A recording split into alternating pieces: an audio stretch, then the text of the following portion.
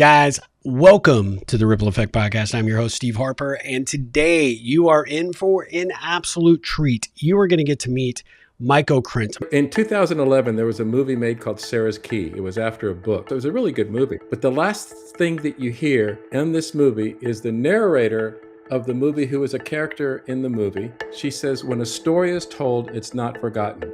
It becomes something else. The memory of who we were and the hope of what we can become.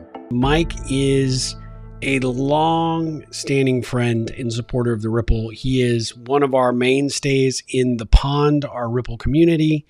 He is running his own online community called Conversation Masters, and he runs a company called LifeStories Alive. And I'm going to let him tell you about it because they have a new direction that they're headed with their business that I think has and brings this very, very valuable service to a wider audience. And I'm super excited to have Mike on because I want you to hear the inspiration behind what he created. I want you to know Mike for who he is because he is infinitely interesting.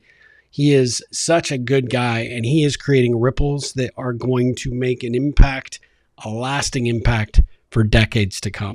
Decades, forget decades, generations to come. The work that he does is going to be handed down from generation to generation, no doubt.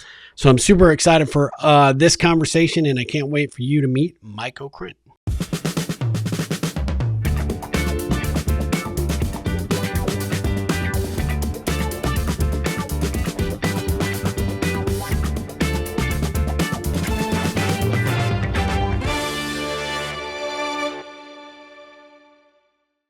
Mike, welcome to the Ripple Effect Podcast. How are you doing today? I'm very well. Thank you. I'm glad to be here.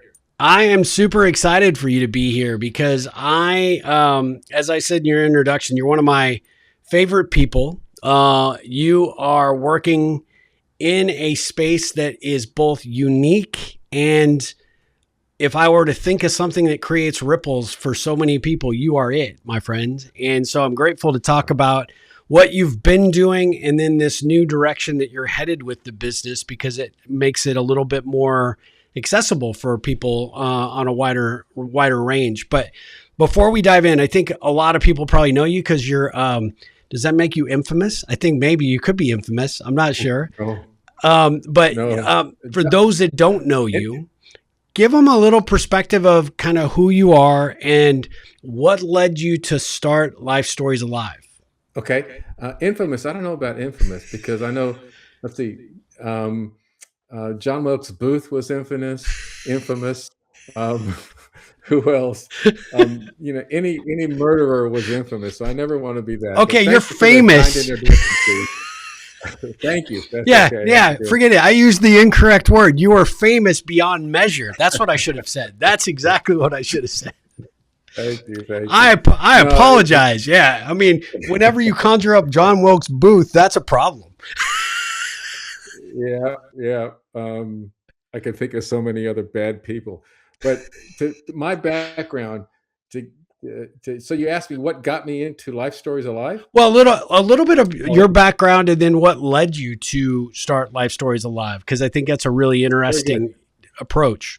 Thank you. Yeah, I was in a different business for 25 years. I'm from San Antonio. I moved to Austin in 1998 and was in the, of all businesses, the retail floor covering business, which has nothing to do with what I'm doing now. And after I left that business, I didn't know what I was going to do. And a business coach helped me connect to something I had done on a volunteer basis in the 1990s. And I'm very, very fortunate to have been trained by what I feel is the best in the world. I interviewed Holocaust survivors for Steven Spielberg's foundation, the Survivors of the Shoah Visual History Foundation, which is now housed at USC. It's the USC Shoah Foundation. And in that process, I got training on the incredible experience of what it's like to sit across from somebody and just ask questions, importantly, to listen to answers intently and to formulate those questions in such a way that stories come out, in many cases, for the first time in 50 years. And it still gives me a rush whenever I think about that experience. So after 25 years in the other experience, this business coach helped me connect to that. And I'm in my 20th year now of what's called LifeStories Alive, where I make, in a nutshell, I interview moms, dads, and grandmas and grandpas and make a documentary film for families. I love that. Back us up a little bit. So how was it that you volunteered to do these interviews in the first place? And many of those ended up in, or at least were the inspiration behind the interviews that actually informed the making of Schindler's List, right? Actually, many people think that, but Okay. while he was filming Schindler's List, in Poland, survivors were coming up and say, "I have a story I want to tell you." That's when, Okay. in his genius, he came up with the idea that if we don't capture these stories now, they're going to be buried with them. Yep. So he started this foundation, I think 1994. I came on in 1995. He started this with the idea of interviewing 50,000 survivors worldwide. We interviewed Wow. 53,000 in 29 languages all over the world. Wow. So now, the way I came into that is I was volunteering at the time with the Jewish Federation of San Antonio. They have a wonderful and still have a wonderful Holocaust education program. So I would go out to high schools and teach kids about the Holocaust. I was one of a 3-day program. The first day they had a film that the kids watched, and whether it was a history class that was studying World War II or an English class that was studying the Diary of Anne Frank, they saw the film day one. Day two, I and other teachers would come in, and it was pretty much a Q&A, but I had a curriculum that I would teach the kids. And then back then, day three, a survivor would come and talk to the kids. Wow. And so I'm doing that. Fast forward to about 94, early 95. We didn't solicit survivors at the Shoah Foundation. They called in and asked to be interviewed. So the foundation sent a letter to the Jewish Federation of San Antonio saying, "We're getting calls from your area. Do you know of anybody who wants to volunteer their time and expense to fly to LA to be trained?" Huh. And I said, "Oh, me. And I did. And I was it from this area. Wow. And so what was that like? So you show up in Los Angeles, and are you getting a master class by Steven Spielberg himself or his team, or what was that like? I came within one trip to LA. I came within 2 hours of meeting him, so I've never met him. Oh, But he hired the best in the world, the best historians on the Holocaust, really good communication people to teach you how to sit and what to do and what not to do when you sit across from somebody and mhm. emotion comes out, and things like that. How to formulate the questions, a little bit of history about what happened then. So no, I was trained by other people to do that, but it was a pretty intense 3 full day training, and I think your words are correct. It was like a master class on not only the Holocaust, but, how to sit across and be the catalyst that causes these stories to come out. Yeah. Was the experience when you were going through that training, was always the intent that you were just going to, at that point, you were just going to volunteer your time to go interview these Holocaust survivors? Was the intent to send you back to Texas and seek them out around here, or were they sending you to parts unknown, or how did that program sort of unfold once you went through the training? Good question. The Federation got the letter because there were calls coming in from Austin and San Antonio and South Texas. Okay. So again, we didn't solicit survivors. So I was sent. The way that worked is when a survivor would call the Federation, call the foundation, the Shoah Foundation, say, "I want to be interviewed." Then a regional director from there would send a letter.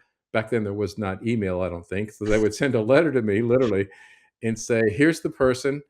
Here's their phone number. Here's their contact estimate. Follow the protocol," because there was a definite step-by-step protocol that we took. Call them, schedule this, and we'll get the videographer scheduled with you, and we'll coordinate it, and that's how it worked. Does that answer your question? It does. Yeah. No, I've always meant to ask you that question after you went through the training. If you were, Mhm. if you just did those interviews in and around Texas, or if they sent you around the world to do Yeah, these yeah. interviews or had those opportunities.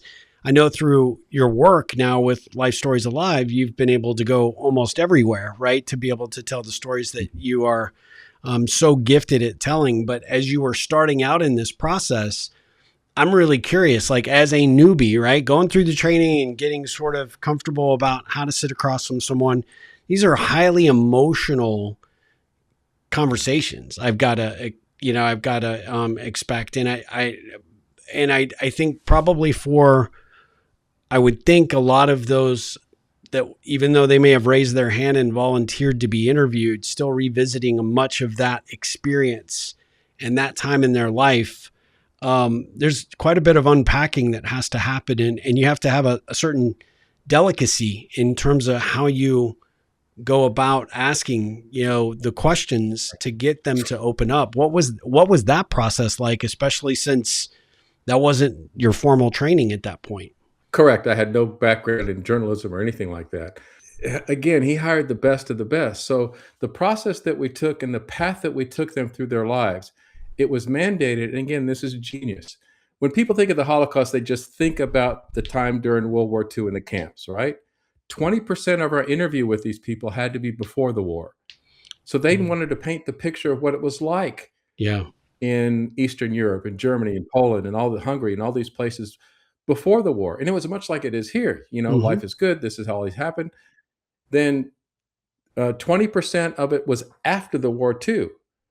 Okay, you've survived. The war is over. Now what do you do? Yeah. And most people have no idea. What did they do? Where did they go? Yeah. Their homes were destroyed. Their family was murdered. What do you do? And so that was part of it. So I say that to say this: the path that we took them through was a chronological interview from earliest memories on through. And when you're doing that, you're going to get emotion, as you Sure. mentioned. So they taught us, what do you do and your role as an interviewer when somebody starts to cry? And I take that teaching to what I do now on a regular basis. And your people who are listening to this podcast should take that teaching to when they deal with their family and Yep. somebody gets emotional, because it's brilliant. And here's what it is, if you want to hear it. You want to hear it? Yes, definitely would want to hear it. Here are the 3 rules if somebody you're talking to gets emotional. Number 1, be quiet. Shut up. Say nothing. It's going to seem like it's lasting a very long time. It's not. But in the meantime, just be quiet. Rule number 2, don't hug them, don't touch them, because that's an interruption. You don't want to interrupt their emotion. I'm a hugger, and you pat somebody on the shoulder. That's an interruption. You don't want to do that. And number 3, never, ever, ever say, I understand, because you don't. Even if they're talking about something that you were with them when that happened, you don't know what's going through their mind at that time. So you shut up, you don't invade their personal space, and you just wait for it. And never say, I understand, and never say anything, quite frankly. Just wait. Again, it's going to be uncomfortable at first. What always comes out at the end of that emotion is the pearl and the essence of who they are. They'll say something that has really been deep and is who they are. And it's a beautiful thing, quite frankly.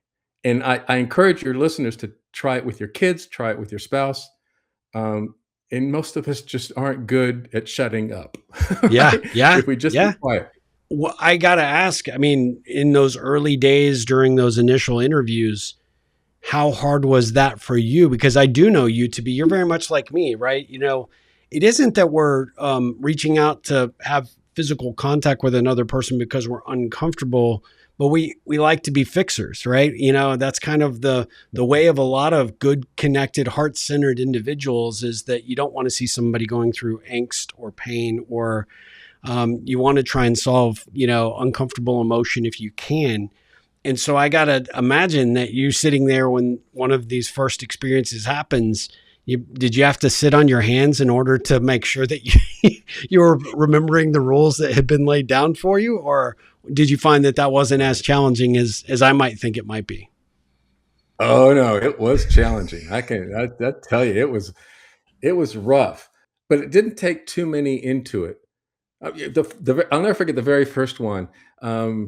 It's incredible. She lived in San Antonio. She lived and she didn't have much money. She lived in an apartment. She was a nurse during World War II. And her stories were amazing, but she started crying, and I'll never forget. I had to tell myself, be quiet, be quiet, be quiet, be Yep. quiet, be quiet.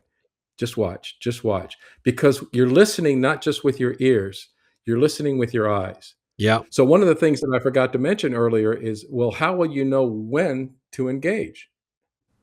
When they make eye contact. Hmm. Until they make eye contact with you, you be quiet. And so, yeah, it was tough at first for me to practice what I learned. But when you see how effective it is, when you see how it really bonds you with the person that you're having the conversation with, you remember it for the rest of your life.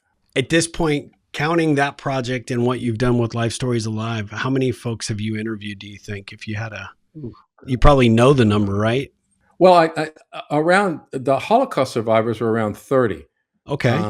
but the Life Stories Alive, and it's hard for me because there's some projects that I did for nonprofit organizations where I interviewed many people. In fact, I've got one going on right now where I'm going to be interviewing about 15 people.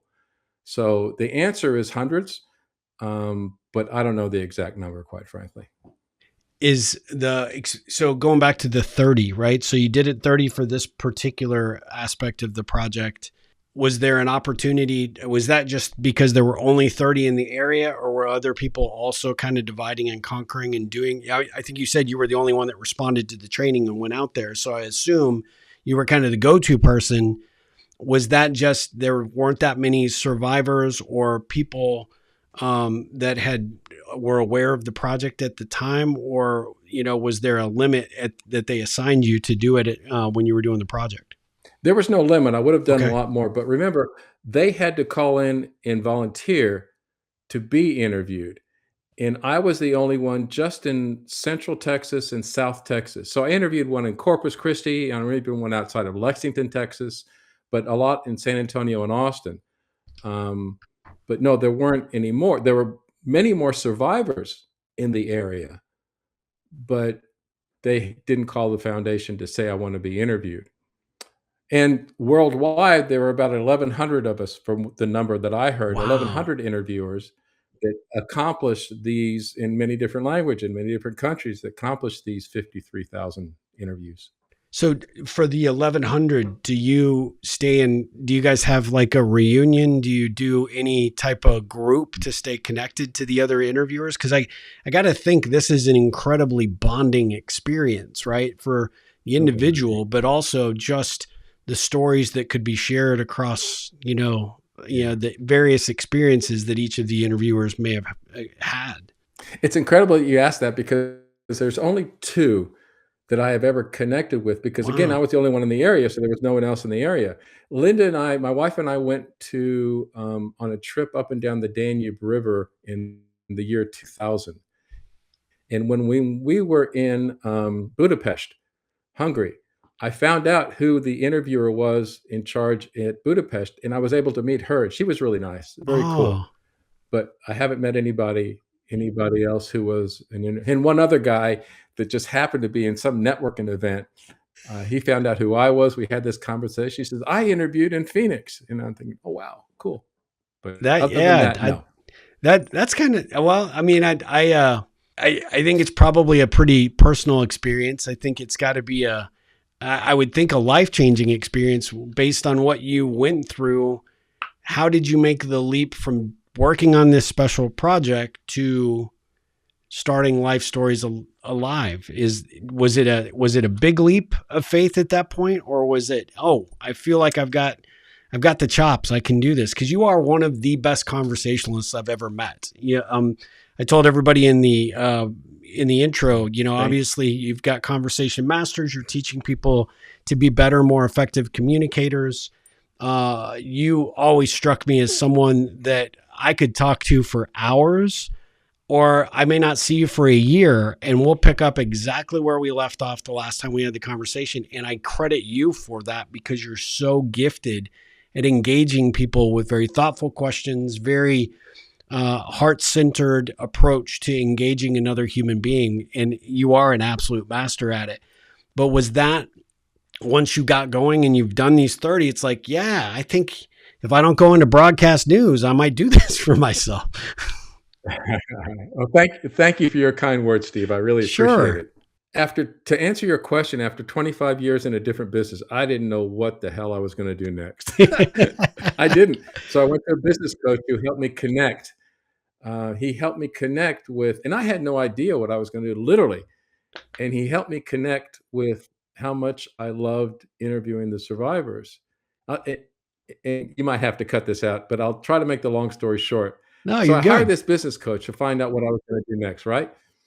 And we have a couple of meetings, and then he says, "Okay, between now and next week when we meet, I want you to make a list of things that you've done that have to fall into both of these categories. Number one, that you thought you were good since you were an adult, you thought you were good at, and number two, that you liked doing." Mm-hmm. So I spent 25 years in the retail carpet business. If you thought you were good at selling carpet but hated it, don't put it on the list, right? So you get the idea, right? Yeah. Yep. So I show up the next week and I've got about 20 or so things on the list. So I sit across from him and he's got a notepad and he said, "Read each one slowly." Okay. Mm. So I look at my list and I say, being a father, being a husband, doing this, doing this, doing this, doing this, doing this. And I go down the list. And I finish, I look at him, he says, "Reread this, this, and this." 3 things. Okay. So I reread this, this, and this. And I looked at him, I said, "What's going on here?" He said, "The 2 times that you've said interviewing Holocaust survivors for the Shoah Foundation, you light up. Why?" And I went on, as I'm doing right now, to tell him how much it gives me chills. Because you're sitting across from somebody and they're telling you stories they've never told anybody for 50 years. Wow. And then after I finally shut up, he was a good listener. After I finally shut up, he said, "Can you make a business out of doing something like that?" And that's when the light bulb went on. I had a process that I could duplicate. In Austin, in most metropolitan areas, there's a plethora of very talented videographers and Yeah. editors because I knew I didn't want to do those 2 things. And I bootstrapped it and started right then. The first interview that I did was at the end of December 2005. Wow. So the Okay. business was formed in January 2006. So this is my 20th year. And I don't know if you remember that year, but that was one of the first Yeah. times that I knew that you'd be a huge supporter of mine. We met at a Starbucks on Anderson Lane, long table. Somehow you had agreed to be a part of this little project that I was working on because I was in conversation with the Starbucks executive team in Seattle about the possibility of changing their cups at the time to actually create, rather than just little factoids, which is what they were doing, or little quotes, actually do utilize that space on their cup as an opportunity to have conversation. And so we sent everybody out to do, conversations. We had every table tense and everybody had like open for conversation. And you were the most positive. Everybody else looked at me like I had just, swallowed a bug, but you were like, I could just see it. You were just like licking your lips. I don't think we lasted very long. I think they called every store and shut us down pretty quickly. But you were one of those people that had such an enthusiasm for it. And I remember you were so kind when you called and you're like, "I don't think it went the way you wanted it to, but I did meet like 1 or 2 really interesting people, and I had some good conversations, and a few other folks that had volunteered, had gone to different locations and had done the same." And he said, "But what you said at the time really impacted me." You said, "I think you're onto something because there is such a loneliness factor that people are desperate to look at something curious like a table tent that says open for a conversation, and they want to ask about it." And that we're talking, like you said, way before internet, right? I mean, stuff was just coming out, but at the end of the day, certainly no social networks. Nothing like we experience today. But it was just such a really impactful point in time for me because you said lean into that, right? You're good at starting conversations. You're good at using questions and getting to know people. And you said, it takes one to know one, because I feel like I'm pretty good at it too. And as you were kicking off your business, that it just stuck out to me. That's cool. I have totally forgotten how we originally met. That's a great story. And I appreciate you saying that, because I totally forgot that. It was soon after that you came out with The Ripple Effect, which I have on my shelf right here, right?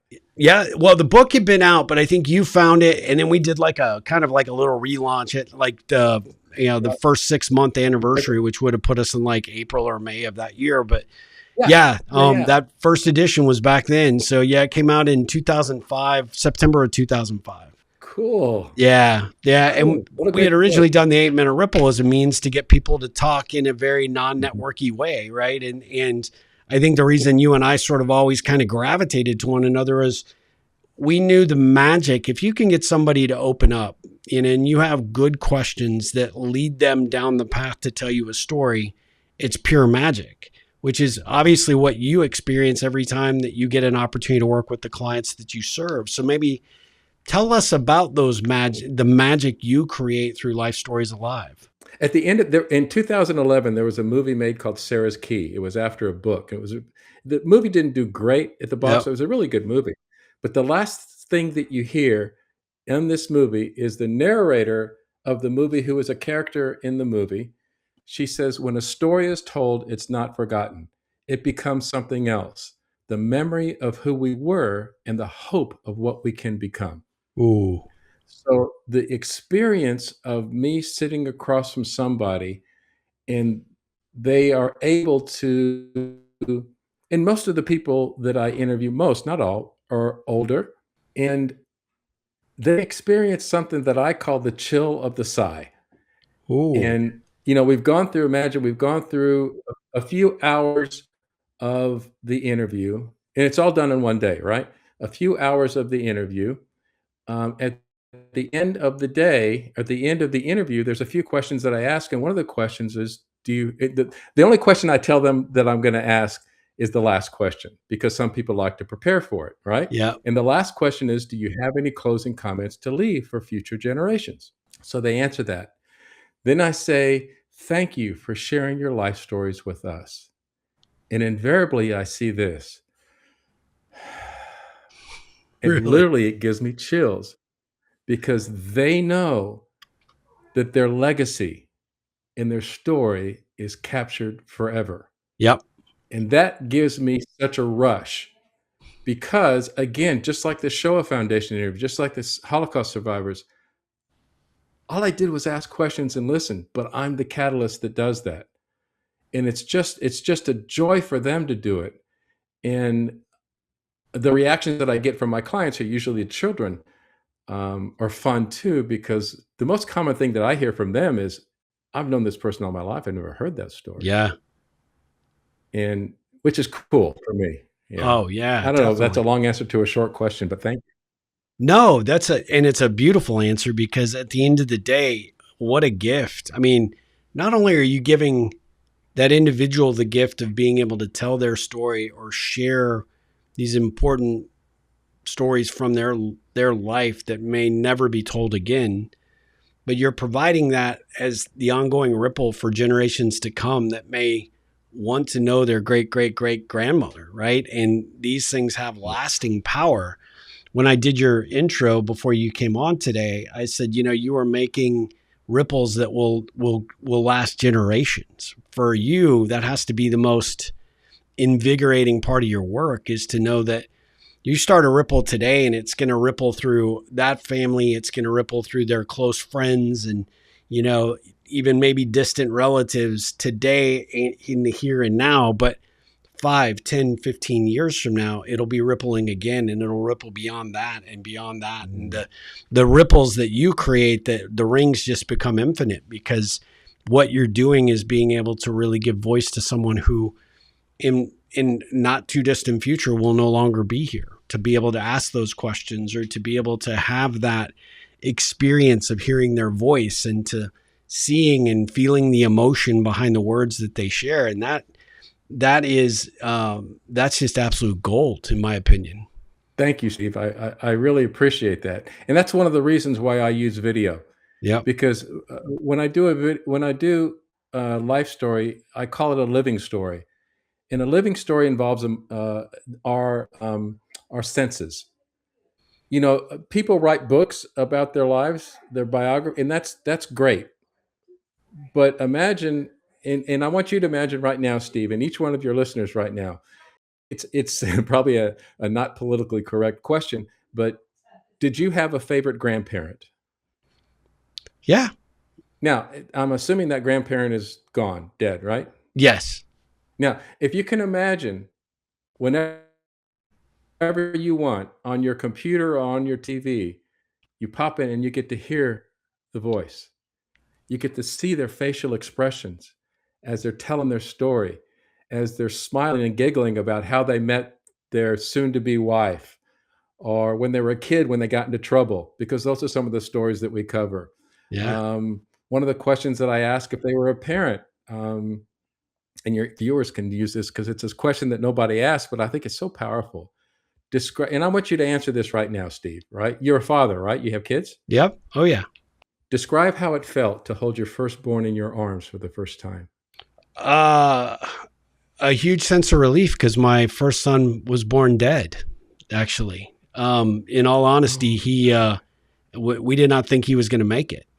My wife had had a relatively uncomplicated pregnancy. The day that she went into labor, things just weren't moving as quickly as they needed to. Ironic was that her doctor, the day we went into the hospital, was the last day she was going to be around on service because she herself was about to have a child. And we went the whole day expecting Zach to show up and never did. And we got pushed to a backup and went from, we're just going to wait this thing out. We're going to, give her some drugs to move it along to they came in and did a test. Very, we were clueless, right? We didn't know what was going on. And, I think I had gone to get us something to eat and we're eating and they come in and it was as if, the room exploded. They needed to get her prepped for a C-section. She was going to have a natural birth. And next thing I know, they whisk her off to the operating room. They, gown me up. I go in there and they said, he had ingested merconia, I think, basically a bowel movement in the womb, and it can be fatal. And they needed to take him now. And so they got him out, and he was, I just remember how dark the body was. It just didn't look like a baby at all. And they worked on him. And my wife was in and out because they rushed her for the surgery. And I just remember one of the doctors coming and saying, you need to go with the baby. But it doesn't look good and doesn't look like he's going to make it. And so, I didn't know what to do. I went into their NICU and I said, well, he comes from good stock. So he's got to make it. He'll make it. And I have no idea how that happened, grace of God. But I think within about 15 minutes, he started pinking up, and I did not get to hold him for a full day, but I sat there for a night and part of the next day with my pinky in the little, incubator, and he reached up and grabbed it. And I don't think he ever let go. And that was our first introduction. So it wasn't holding him in my arms necessarily, but it was a memory I will never forget. And to this day, he's the fighter, and there's no quit in that kid. And everything he's ever accomplished, it's because I think, he starts feeling like he's already behind, and, that he's got something to prove. So he's always had a chip on his shoulder, and that's who it is, and that's who he's become. So that's probably more than you wanted to hear, but there you go. Thank you for sharing that. What an incredible story. Yeah. And, well, they say, of course, I always ask questions. You know me, Steve. Yep. Yeah. That leads, there's an expression, Steve, that the apple doesn't fall far from the tree. Is that fighter just like his father? Oh yeah, I think so. I was the youngest of four. My next closest siblings, 10 years older than me. None of them liked me. My parents didn't really they probably shouldn't have had kids, to be honest with you, let alone four. So I was this mistake child. So I always felt like my back was against the wall the entire time growing up. And I did everything I could to outperform anybody and everybody. So it's, tied into how I played soccer from that perspective to virtually anything I tried. I had to be the best at it because I was always told that I would be the worst or, insignificant. So I was going to prove it out to the world. I think that fight is in my son. My wife's tenacity, however, I think is probably more ingrained in him, and that he is. Uh, I think he has her never give up. There's always a way. Have faith, believe. So I'm really grateful to have a partner that has that and instilled that in both my boys, but especially Zach. Your story, especially about your early childhood, makes me think, that's why Steve is such a damn good Rippler, is because he just loves people and he wants to be surrounded by good people, which you are.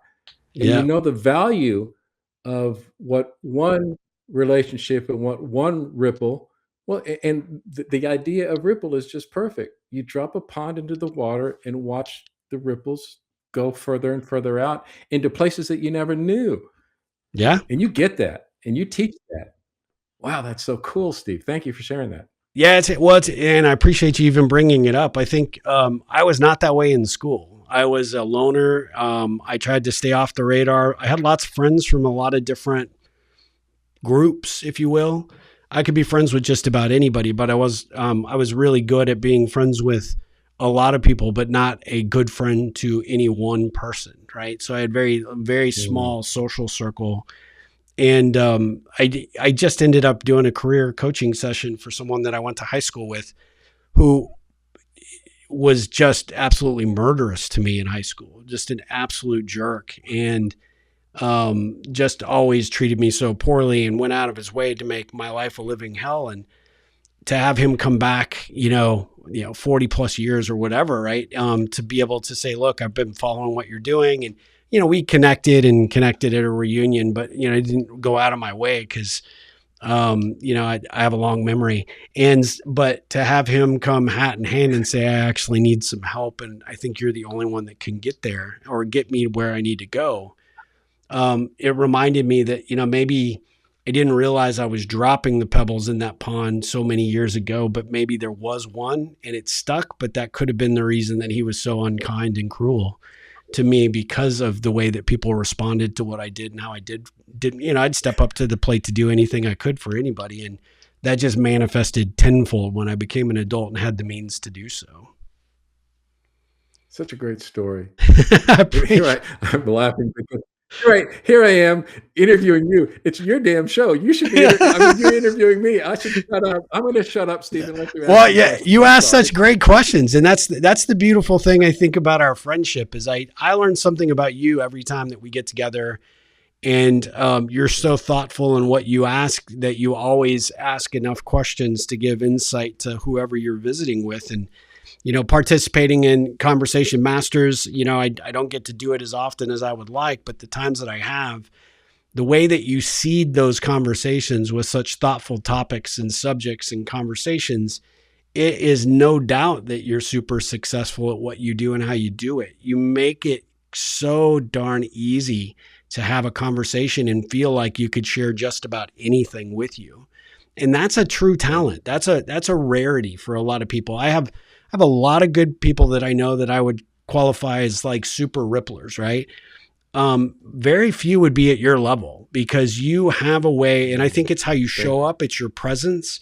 But the thing that you said, and I think it comes from one of those three letters or three rules, which is when to be quiet, and you know how to hold space without words or without rules or regulation. You just set it in motion and you make it easy for, just like I had no intention of sharing what I shared with you right then and there, but you do that in such a gifted way that I think that that's why people are so easily drawn to you and so open to sharing what there is to share. Because a question is just a question, and there is always going to be some story, but it's the power and the emotion behind the story that's where you get the life story. That's where you get the good stuff. And I think that you are a benefactor of so many masters along the way that have shared so many things, good and bad, about their lives and how you get a front row seat to that experience as they're reliving it and they're retelling it.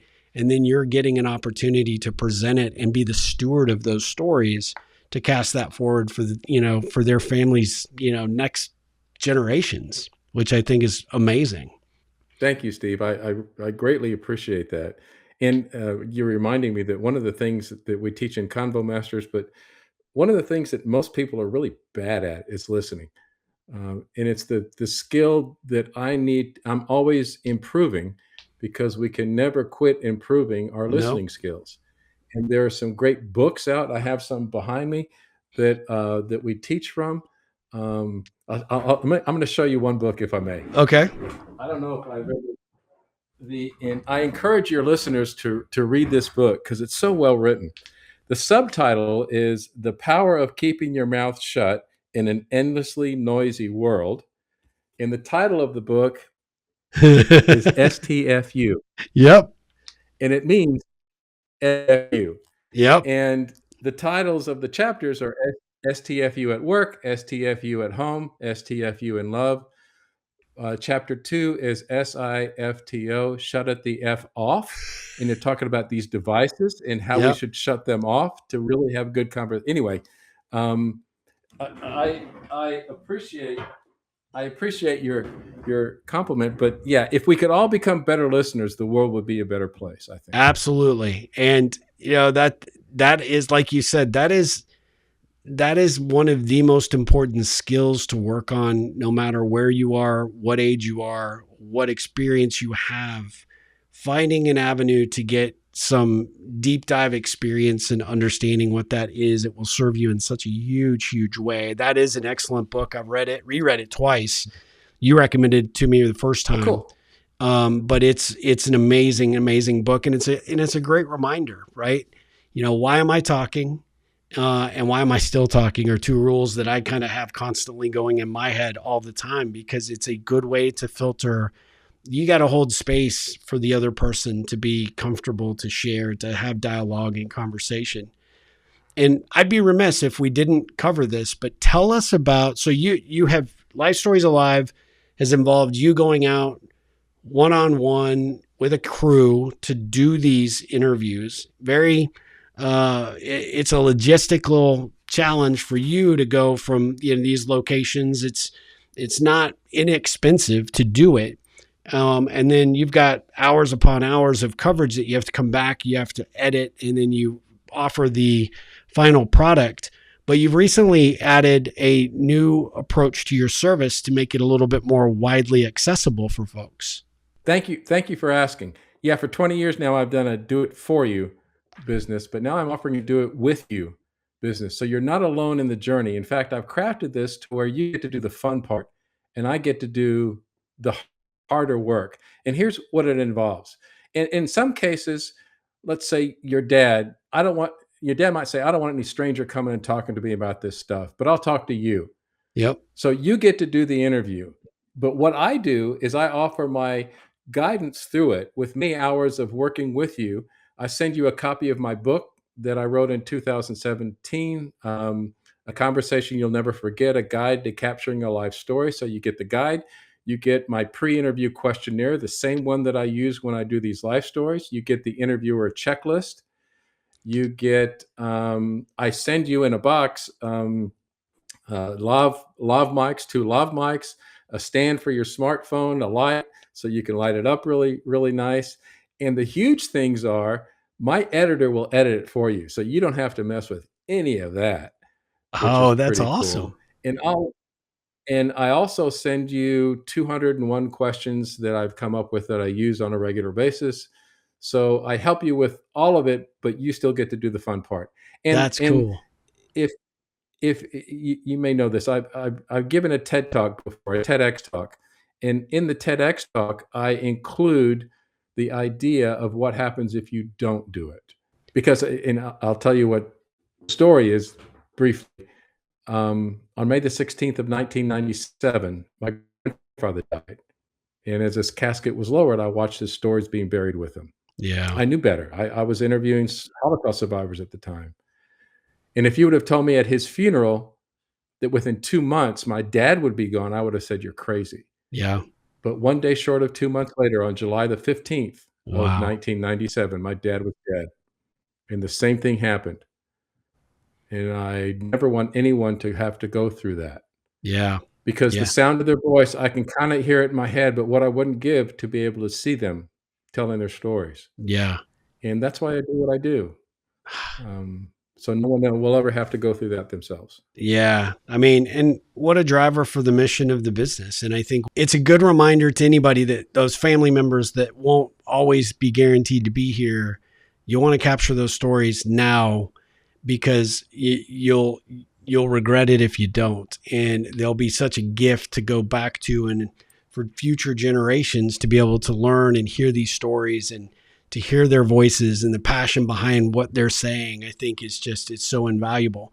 So Mike, how do people get access to the service?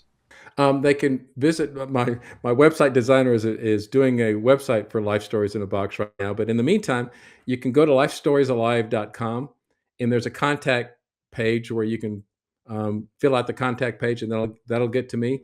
Or I Okay. don't mind giving you my email address, provided that your listeners aren't the spammers that I get all the time. No, So we don't. We don't have any spammers in our group. I don't think so. I'll send you a link to my Perfect. email address and my phone number. Feel free to call, because I want people. I want to help people walk through this and do it themselves. And the cool thing about Life Story in a Box, you don't have to do it in one day. In fact, you can do it in little bits at a time, because all of us are doing it anyway. Yeah. When we go to mom or dad's house, when we go to grandma's house, we sit there and they tell stories. In these cell phones that we have, all you have to do is turn on voice memos, and you're Yep. recording it forever. Yeah. Yeah. And there's power in that. Anyway, Yeah. that's how you can contact me, and I'd be happy to give you that information. Okay, fantastic. We will definitely share your contact information in the show notes. We're also going to share a link to your TED Talk. Mike, I always like to finish up with just a couple of questions. Hopefully, you don't mind a couple of ripple-oriented questions. What is the most surprising thing that you've learned about yourself through this process of hearing other people's stories? The most surprising thing, Yeah. that people will open up and tell me these things about their lives that they never tell anybody else. Yep. I'm thinking, oh my God, I pinch myself, because I'm thinking, who am I? And the answer is, I'm just somebody who listens. Yep. I'm just somebody who asks questions, and it's not when they answer a question, it's not moved to the next question. A lot of times, it's clarifying questions. It's tell me more. What do you mean by that? What do you mean by this particular word? It's just, yeah, I have to pinch my, and that surprises me sometimes, because I never used to be that way. Yeah. Ask my wife, right? Well, you've kind of been an entrepreneur your entire life, but this was a big this was a big chance that you took in order to create this business. What has been the biggest lesson that you've learned in doing this type of business? Because it's very, I think probably a lot, once you got it going, you probably got a lot of word of mouth. You probably got a lot of referrals, but starting that from scratch, I got to think your wife had to think you were a little bit crazy going from what you did do, which was probably a little bit more predictable income, to, this thing. What did you learn through that process? What was something that you took away through that initial entrepreneurial experience? I have to laugh at first, because I start this business, and I'm a few months into it, and my mom says, "Michael, don't you think you should get a real job?" Go, Mom, come on. But to answer your question, in science and experts start with why. If the why is strong enough, you get through it. You get through the tough parts. You get through the struggle. And there was a struggle at first. As a matter of fact, not too many people know this, but in the first few months, income was tough. Yeah. And so I put on an orange apron, and I worked at the floor covering department at Home Depot in Round Rock for a while after I started this business, for a few months until I got it going. And then it just happens. But the why was, I need to do this, because it just not only selfishly feels so good, but the value it brings to people. And as you mentioned, the ripples that it will cause for future generations of people I'll never meet. Yeah. It's just too good. So find your why, whatever it is. To your listeners, find your why. Make sure it's meaningful to other people, including yourself, but mostly to other people, and then go for it. I love that. I love that. What is one piece of advice you give to somebody out there who maybe isn't a good conversationalist, or they just have never had a good perception of themselves in conversation, what advice would you give them to give it a try and get started? Whether it is going through this process of uncovering the life story of a loved one, or just getting better at engaging with your coworker at work or with your boss, or being a contributor somehow in your community. What piece of advice would you give somebody about becoming a better conversationalist? One of the things that I was taught that I think is the best piece of advice that I ever got regarding listening is the following. The next thing you say has to include at least one word from the last sentence that they say, which means the following. Number one, the pause that you generally had, if you had any pause before you started speaking, the pause is going to be a lot longer. Why? Because you don't know if it's the last thing that they say. And number one, you're going to listen more intently because you don't know if it's the last sentence. So you're going to listen more intently to what they're saying. And at first, that little exercise is going to seem awkward. And it did for me for a long time. But after a while, it becomes routine, and that will immediately make you a better conversationalist and certainly a better listener. So longer pauses. And, the title of that book, too, is important, STFU. The more we just sit back and listen. And the other piece of advice too, and it's a fun thing to do, when you're around other people, whether it's a networking group or wherever you are, family gatherings, for a while, just sit back and watch people have a conversation with each other. It's a fun thing for me to do because you realize how lousy people are at conversation. They're gonna interrupt each other.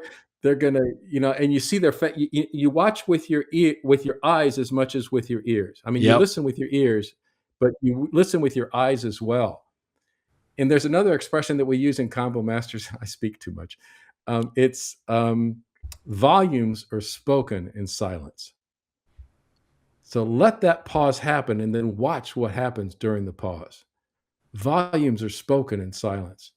Body language is huge in conversation, and no one really pays much attention to it. Why? Wow. Because they're so concerned about what they're saying rather than what is being heard. And people want to be heard, meaning they want people to understand. And the only way to do that is to shut up and listen. I'm blunt, but sorry. And no, that was excellent. I mean, you touched on it. Shut up and listen, which I'm using your exact example, right? Using this in my next phrase and statement. But if you're focused on the words that are coming out of the other person's mouth, you're not as concerned about what you're going to say next. When you can shut up and give yourself the time and space to process what you're hearing, you're going to be more engaged and involved in that conversation. I did an interview yesterday. A lady, it's going to be a great episode for us. She's got a great book that, she's very, very excited about. And she's done a ton of podcasts, and her, we'll call it agent, whatever, PR person was really, really, they contacted me because somebody had told them about my show. They listened and paid attention and said, this is kind of show I want to be on, but they're very much controlled about how they wanted to do it. And I said, I don't give questions ahead of time. And I kind of see where, the conversation leads us, and that sort of informs me in the minute. And she told me yesterday after we got done that we actually did 2 recordings. She's doing something special for me as well. And she said, I got to be honest, when, my Kate, I think's her assistant, when she told me that, it made me very, very nervous because I didn't know if you're going to shoot from the hip or you're not prepared. If I'm going to be the one that has to carry the conversation. I've had to do that so many times. And she said in that first podcast experience, she's like, I didn't want it to end. It was so great. It was just like we were a long lost brother and sister. And she said, when we started, I really didn't get that vibe. I didn't think that. And then your first thoughtful follow-up to what I said. And she said, and I spoke way too long and I said way too much right out of the gate because I was nervous. And you instantly put me at ease. And so when she said she came back to do this, she's like, when you asked me to do it, it was an easy yes. But she said, one of the things that I don't feel like people ever are good at is actually listening in the moment to see where that conversation can go.